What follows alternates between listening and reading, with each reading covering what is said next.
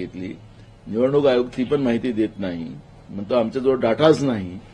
अशा पद्धतीचं धांदड खोटं मुख्य निवडणूक आयोग राजीव कुमार जेव्हा सांगत असतील तर डाळच काळी करून टाकलेली आहे. लोकशाहीचा दिवसाढवळ्या महाराष्ट्रामध्ये निवडणूक आयोगाच्या माध्यमातून भाजपच्या केंद्रीय नेतृत्वाने निवडणूक आयोगाचा वापर करून महाराष्ट्रामध्ये लोकशाहीचा गळा घोटलेला आहे. ही भूमिका काँग्रेस पक्षाने पहिली स्पष्ट केलेली आहे. आमचे नेते राहुल गांधीजींनी पण ही भूमिका मांडलेली आहे. त्यामुळे आमच्या गोष्टीचं समर्थन राज ठाकरे करतात आहेत, त्यांना आमचे धन्यवाद. संजय राऊत म्हटले की राज ठाकरेंच्या भूमिकेकडे आमचं लक्ष आहे. तुम्हाला हा प्रश्न आहे की जर समजा महाविकास आघाडीत राज ठाकरे येण्याची इच्छा व्यक्त केली तर तुम्ही घ्यायला तयार आहात का? बघा, आम्हाला आता काय व्हायचं आहे तो नंतरचा भाग आहे, पण महाराष्ट्रातलं जे सरकार आहे या सरकारच्या माध्यमातून महाराष्ट्राची तिजोरी आणि जिल्हे लुटण्याचं काम जे सुरू झालेलं आहे, कधी पालकमंत्र्याचा वाद, कधी मंत्रिपदाचा वाद, आणि अजूनपर्यंत अनेक मंत्र्यांनी कामकाज सुरू केलेलं नाही असं चित्र या महाराष्ट्रामध्ये आहे. जनता वाऱ्यावर आणि सरकार तुपाशी अशा पद्धतीची परिस्थिती आज महाराष्ट्रामध्ये आहे. शेतकऱ्यांच्या धान्याला भाव द्यायचा नाही. सोयाबीनचं पूर्ण आज 3-13 वाजवलेत. शेतकरी उद्ध्वस्त झाला, धान उत्पादक उद्ध्वस्त झाला, कापूस उत्पादक उद्ध्वस्त झाला, तूर पिकवणारा शेतकरी उद्ध्वस्त झाला, कांदा पिकवणारा शेतकरी उद्ध्वस्त झाला, आणि महाराष्ट्रात रोज शेतकऱ्यांच्या आत्महत्या आहे. काँग्रेस पक्षाला ह्या सगळ्या गोष्टी महत्वाच्या आहेत. या सगळ्या शेतकऱ्यांना न्याय या सरकारने द्याव्यात. तरुणांचे तेच बेहाल आहेत. महाराष्ट्रामध्ये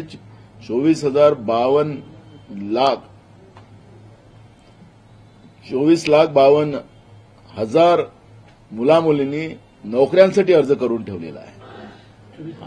24,52,000 एवढे अर्ज सरकारच्याच याच्यातून ते स्पष्ट होत आहे. आणि त्याच्यामुळे राज्यामध्ये 24,92,000 मुला आणि मुलींनी नोकरीसाठी अर्ज करून ठेवलेला आहे. त्यांचं भविष्य काय, हे प्रश्न आमच्या समोर आहे. महागाई तर रोज वाढत चाललेली आहे. इलेक्ट्रिकचे बिलचे भाव वाढवलेत, शेतकऱ्यांची विद्युत माफ केलेली आहे असं सांगितलं. सातारा जिल्ह्यामध्ये शेतकऱ्यांच्याकडे विद्युतचे बिल पोचलेत. अशा पद्धतीची परिस्थिती महाराष्ट्रामध्ये आहे. शेतकऱ्यांना पूर्ण टाईम विद्युत मिळाली जात नाही, त्याची पिकं मारली जातात आहेत, त्याला उद्ध्वस्त केलं जात आहे. आणि महागाईचं तर आता काहीच नाही. तिकडे विद्युतचे भाव वाढवलेत आणि इकडे एसटीचे भाव वाढ केली.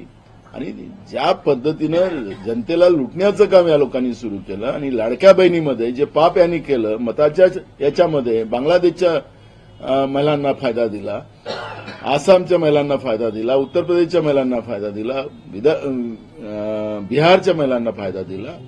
राज्याच्या बाहेरच्या महिला याचा फायदा घेत होत्या. खोट्या आयडी करून महाराष्ट्राच्या तिजोरीला लुटत होते. त्यावेळेस सरकार झोपली होती काय? खरं तर या सरकारवर गुन्हा दाखल झाला पाहिजे. या सगळ्या गोष्टीला तपासून त्या पद्धतीनं योग्य लाभार्थ्यांना हे फायदे मिळावेत या पद्धतीची योजना सरकारने आणायला पाहिजे होती. आज सरकारच सांगतं की बाहेरच्या राज्याच्या महिलांनी याचा लाभ घेतलेला आहे खोट्या आयडिया दाखवून.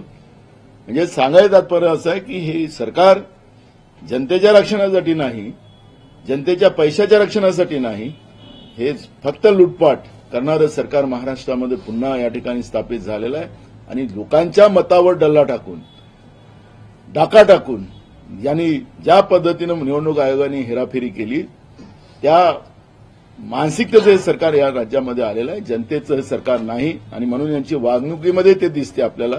आणि हे आज स्पष्ट झालेलं आहे. म्हणून कोण कोणाकडे जात आहे, काय करताय, याच्यापेक्षा महाराष्ट्राच्या जनतेचं हित काय याच्यावर काँग्रेसची लढाई राहणार. आणि वेळ आली तर विधानसभेत आम्ही भांडू, आणि नाहीतर आम्ही रस्त्याची लढाई लढू. ही भूमिका काँग्रेस पक्षाची आहे. धनंजय मुंडेंना पाठिंबा आहे. धनंजय मुंडे हे गुन्हेगार नाही असं नामदेव शास्त्री यांच्याकडून पाठराखण करण्यात आलं. भक्कम पाठिंबा असं बोलतो. मला त्याच्यावरची कुठली प्रतिक्रिया द्यायची नाही. बीडमध्ये जो संतोष देशमुखचा जो खून झालेला आहे सरपंचाचा, आणि परभणीमध्ये पोलिसांनी कोम्बिंग ऑपरेशन करून एका मागासवर्गीय मुलाची हत्या जी केलेली आहे, या दोन्ही गुन्हेगारांना सरकारने सजा दिली पाहिजे. पुन्हा महाराष्ट्रामध्ये अशा घटना होऊ नये याची सरकारने काळजी घेतली पाहिजे. ही भूमिका काँग्रेसची आहे. या सरकारमध्ये 65% मंत्रीचे गुन्हेगार आहेत. कोणावर हत्याचे आरोप आहेत, कोणावर रेपचे आरोप आहेत, कोणावर भ्रष्टाचाराचे आरोप आहेत. 65% मंत्री आहेत, त्यांच्याच ॲफिडेव्हिटमध्ये आहे. आम्ही आरोप करत नाही, वस्तुस्थिती ती आहे. त्यामुळे एक धनंजय मुंडे नाही, या सरकारमध्ये 65% मंत्री हे असतील तर त्यांना राजीनामे द्यावा लागेल. फडणवीसांनी ह्या सगळ्या गोष्टीचं आत्मचिंतन केलं पाहिजे, परीक्षा केली पाहिजे. दाऊद झालं, आता दिल्लीचे प्रचारामध्ये लागलेले आहेत, महाराष्ट्रामध्ये बेहाल आहेत. अशा परिस्थितीत महाराष्ट्र वाऱ्यावर सोडून समजा मुख्यमंत्री वागत असतील ते महाराष्ट्राच्या हिताचं नाही. सगळ्यात महत्वाचं जातीचा कुठेतरी संदर्भ घेऊन वारंवार असं पाठीशी घालण्याचा प्रयत्न होतो. संजय राठोडचं प्रकरण बघितलं असं किंवा आता बीडमधनं जे येतं, मी तुम्हाला सांगितलं की या राज्यातल्या मंत्रिमंडळात 65% मंत्री हे दागी आहेत. त्यांच्यावर अनेक आरोप आहेत आणि अनेक कोर्टामध्ये त्यांच्या प्रकरण चाललेली आहे. असे 65% मंत्री आहेत. एक संजय राठोड किंवा धनंजय मुंडे नाही, 65% आहेत. महाराष्ट्रातलं सरकार हे गुन्हेगारांचं सरकार आहे, हे त्याच्यातून सिद्ध होत आहे. त्यामुळे राज्यातल्या 1-2 मंत्र्यांची चर्चा करण्यापेक्षा 65% मंत्र्यांची चर्चा व्हावी आणि त्यांना मंत्रिमंडळातून काढलं पाहिजे. खरं जे पार्टी विथ द डिफरन्स जे भाजप आहे त्या पद्धतीचं असेल तर नाही ते गुन्हेगारांची प्रवृत्ती असलेलं party with the difference Bhajap आहे हे त्याच्यातून सिद्ध होईल. युवक काँग्रेस कार्यकर्त्यांवर निष्कासनाची कारवाई झालेली आहे. ते मल्लिकार्जुन खरगे यांना भेटणार आहेत. माझ्याशी चर्चा झालेली आहे त्यांची आणि जे आमचे प्रदेशचे अध्यक्ष कुणाल राऊत त्यांच्याशी माझी चर्चा झाली आणि त्याच्या मागचं जे राष्ट्रीय अध्यक्ष जे आहेत आमचे युवक काँग्रेसचे त्यांनी जे कारवाई केलेली आहे त्यांना आम्ही सांगितलं की याच्यामधला एकदा विचार करावा. नेमकं दोष नसेल अशा लोकांवर कारवाई करणे चुकीचं ठरेल आणि त्यामुळे त्या पद्धतीचा राष्ट्रीय अध्यक्ष जे युवक काँग्रेसचे आहेत त्यांनी मला सांगितलं की मी वेळ आले तर महाराष्ट्रात येतो आणि महाराष्ट्रात आपल्याशी बसून आम्ही चर्चा करू. दंगेकर हे कुठेतरी शिंदे गटामध्ये प्रवेश करणार अशा पद्धतीची चर्चा सुरू आहे. लोक जे आहे भाजपच्या संपर्कात आहे. दंगेकर, बोकाटे, नंतर म्हात्रे हे सगळेजण कसं आहे की काही लोक राजकारणात व्यावसायिक असतात. सत्ता ज्याची असेल त्याच्याप्रमाणे वागणारे काही लोक असतात. त्यामुळे मी आज त्याच्यावरती कुठली प्रतिक्रिया देणार नाही. पण मला असं वाटतं की महाराष्ट्रामध्ये जनमत हे काँग्रेसच्या बाजूने आहे.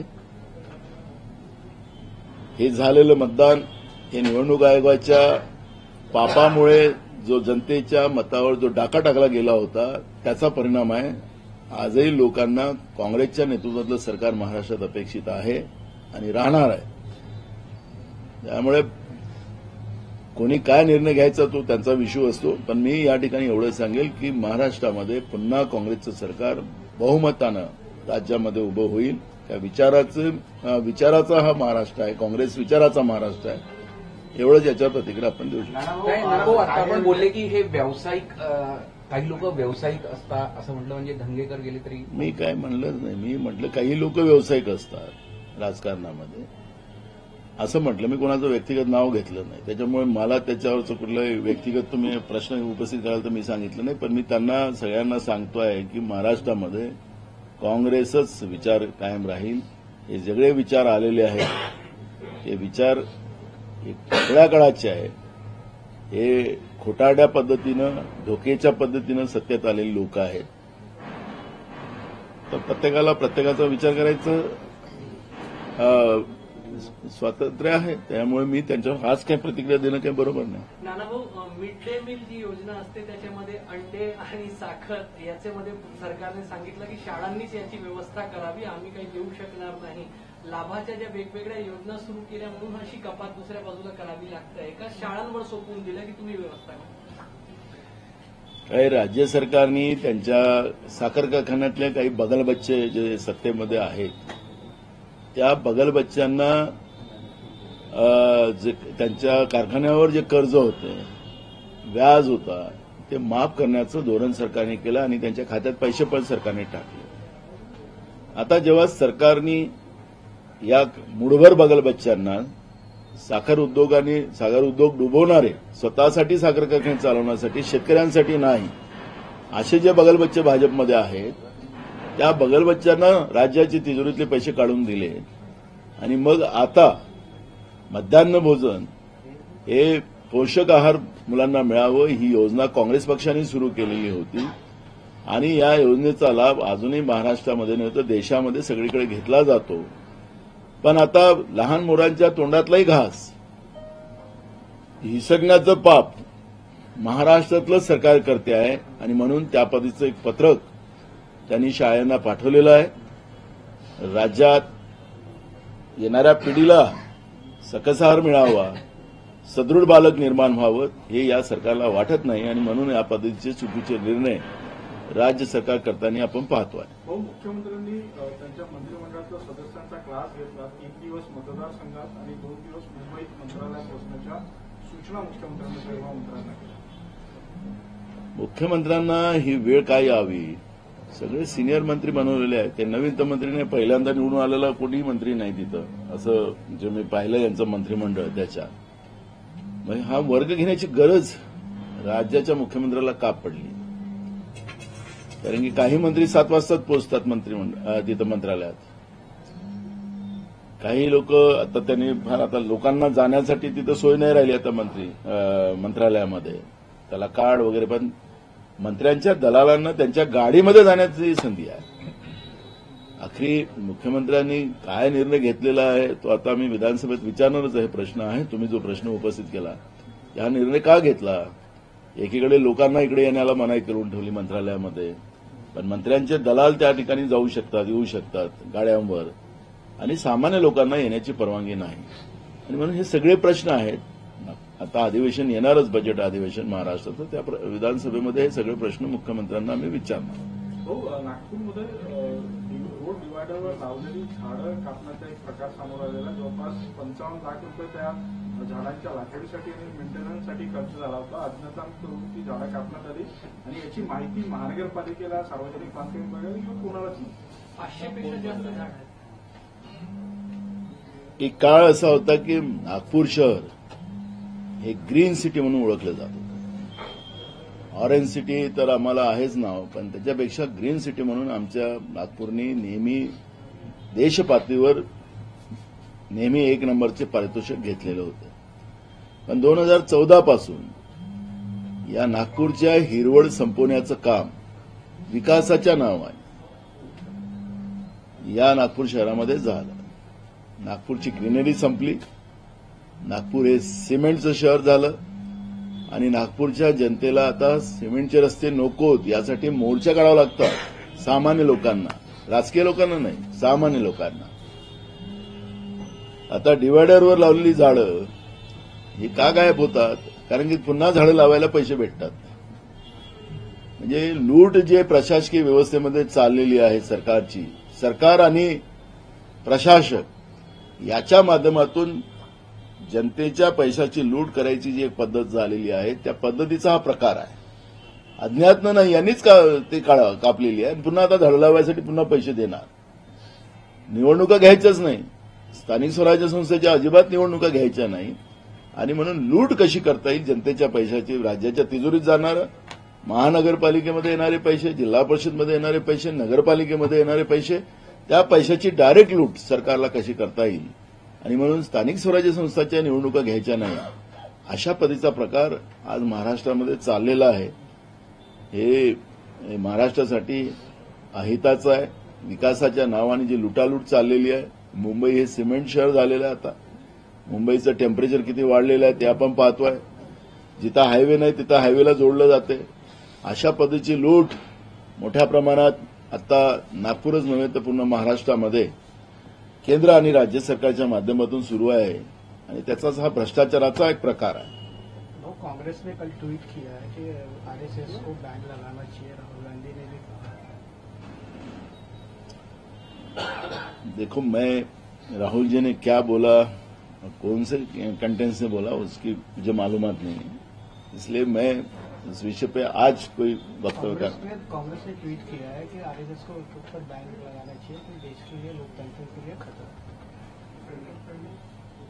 बिल्कुल मैं ये कहना चाहूंगा कि आरएसएस एक धार्मिक संस्था है। वो कहती कि हमारा राजकारण से कोई संबंध नहीं। एक बार नहीं तो कई बार आरएसएस के मुखिया ने कहा। लेकिन बीजेपी एक पॉलिटिकल पार्टी है और बीजेपी को मदद करने के लिए हमेशा आरएसएस आगे आती है और उनके उस तरह के स्टेटमेंट भी आते हैं। बीजेपी पूरे देश को बर्बाद कर रही है। चीन ने हमारे देश की सीमाओं को कब्जा कर लिया है और जिस तरह से मुट्ठी भर उद्योगपति को अमीर बनाया जा रहा है और लोकतांत्रिक व्यवस्था को खत्म किया जा रहा है और नरेंद्र मोदी कहते हैं कि मैं प्रचारक हूं आरएसएस का, उनके भी बयान आए हैं। तो आरएसएस का समझो माइंड इस देश को बर्बाद करने का ही होगा। तो आरएसएस चीफ ने इस बात को स्पष्ट करना चाहिए कि नरेंद्र मोदी जो देश के लिए कर रहे हैं, जैसे अब हम कुंभ मेले की बात करें, प्रयागराज में जो विश्व का बड़ा कुंभ वहां पे किया जा रहा है, बिल्कुल उसका स्वागत हम सब लोग करना चाहिए। क्यों नहीं करना चाहिए? क्योंकि हमारी आस्था है और आस्था के साथ कोई अच्छा हो तो उसकी करना चाहिए। तो आयोजन बड़ा धूमधाम से किया गया, उसकी उतने करोड़ों रुपया खर्चा करके उसकी प्रसिद्धि दी गई। लेकिन प्रसिद्धि के बाद वहां पे जो इवेंटबाजी बीजेपी ने की और उसमें कई श्रद्धालुओं की मौतें हुई, तो इसकी जवाबदारी किसकी? हिंदू स्थलों पे इस तरह से हिंदुओं के श्रद्धालुओं की मौतें हो रही है और सरकार की उसमें भागीदारी है, सरकार उसके लिए जवाबदार है। तो आरएसएस क्यों चुप है? आरएसएस ने इस पर क्यों नहीं वक्तव्य किया? जब वो हिंदू धर्म के रक्षा के लिए आरएसएस की निर्मित इस तरह की बात करते हैं, तो फिर अभी हिंदुओं की वहां पे हत्या ही सरकार ने की है। सरकार क्योंकि इवेंट कर रही है, सरकार ने वहां पर जो वीआईपी कल्चर लाया है और इवेंटबाजी किया है, मोदी और योगी की फोटो लगाकर जिस तरह से, वो अभी कुंभ का मेला नहीं रह गया, वो बीजेपी का राजकीय मेला हो गया। ऐसे श्रद्धा के स्थल पर अगर बीजेपी इस तरह की मूवमेंट करती है, शंकराचार्य जी ने योगी का राजीनामा मांगा क्योंकि उसकी जवाबदारी राज्य के मुख्यमंत्री की करके शंकराचार्य जी ने कहा है। अब मोदी जी वहीं से आते हैं, उत्तर प्रदेश से देश के लोकसभा में जाते हैं, तो उनकी भी उतनी जवाबदारी जाती है। तो मेरा ये कहना है कि आरएसएस क्यों नहीं बात कर रही है इस विषय पे? आरएसएस ने क्यों नहीं मोदी और योगी की रिजाइन मांगा है? तो स्वाभाविक है कि राहुल जी ने आरएसएस के इस चरित्र को, दोहरे चरित्र को लेकर उनके ऊपर टिप्पणी की होंगी। योगी सरकार ने अभी तक किसी मदद की घोषणा भी नहीं की कि इस्तीफा देना चाहिए। आपको हमें जो अंदर की बातें पता चल रही है, कई लोगों को जिस तरह से कोरोना में गंगा जी में लाशें बही जा रही थी, उसी तरह वहां पर जेसीबी से लाशें बहाई गई है और वास्तविकता सामने नहीं लाने की व्यवस्था बनाई गई है। मीडिया को वहां जाने को मनाही कर दी है और जो स्थिति है भयानक है। सरकार के अब सरकार उसको मर्यादित नहीं कर सकती है क्योंकि और घटना घटते जा रही है, रोज लोग मरते जा रहे हैं। तो इसका मतलब है कि वहां पे कुछ बहुत बड़ी गड़बड़ है। संतों के तंबू वहां जले जा रहे हैं, जलाए जा रहे हैं कि जले जा रहे हैं, क्या पता कुछ क्या हो रहा है, कुछ समझ में नहीं आ रहा है।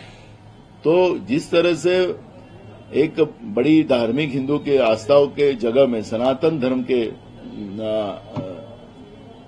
एक धर्मस्थली पे इस तरह से सरकार ने, जो बीजेपी ने विशेष करके इवेंट किया और बीजेपी को आरएसएस सपोर्ट करती है, तो ये कुछ न कुछ गड़बड़ है। तो आरएसएस ने इस विषय पे स्पष्टीकरण देना चाहिए, आरएसएस चीफ ने स्पष्टीकरण देना चाहिए, मांग कांग्रेस पार्टी करती है। महाराष्ट्र में एकनाथ शिंदे नाराज चल रहे हैं। ये सरकार का तो हमने बोला कि ये सरकार में क्या चल रहा है वो आप सब लोग देख रहे हो, तुम्हारी मीडिया दिखा रही है। उसके बारे में बोलने से जो मीडिया दिखाती नहीं, वो किसान की बात है, जो हमारे युवाओं की बात है, जो महंगाई बढ़ रही है, वो बात कांग्रेस पार्टी रखेंगे। इनमें कौन नाराज चल रहा है, कौन किसको मलाई मिल रही कि नहीं मिल रही, उसके बारे में हमें कोई बात करने की जरूरत नहीं है। हम विधानसभा में सरकार को, जब इनका ये चरित्र हनन जो है हम जो करेंगे तब आपको सबको मिलेगा। महाराष्ट्र में नया कांग्रेस अध्यक्ष कब तक करेगा? हमारी कोशिश है, हमने बोल के आया अभी भी कि जल्दी हाईकमांड निर्णय ले। इस तरह से हमने हाईकमांड से बात करके आए। हे मराठीत प्रदेशाध्यक्ष पदाचा तिढा कधी पूर्ण होईल? जल्दी होना चाहिए। हमने हाईकमांड से बात किया है कि जल्दी ही महाराष्ट्र प्रदेश कांग्रेस के अध्यक्ष के निर्णय जो है आप ले, ऐसी विनती करके मैं आया हूं। हो, मराठीत मराठीत सांगितलं सांगा ना, हिंदीमध्ये सांगला तुम्ही, मराठीमध्ये सांगा. अरे दिल्लीत जायचं हिंदी सांगा. दिल्लीत जायचंय का? मराठी सांगा ना. महाराष्ट्राला नवीन प्रदेशाध्यक्ष कधी मिळणार आहे का? मी दिल्लीला जाऊन आलो, दिल्लीला हायकमांडला भेटून आलो. त्यांना सांगितलं की लवकरात लवकर आपण प्रदेशाध्यक्षाचा निर्णय घ्यावा अशी विनंती करून मी आलेलो. लोकशाही मराठी ऐका, पहा, जागरूक रहा.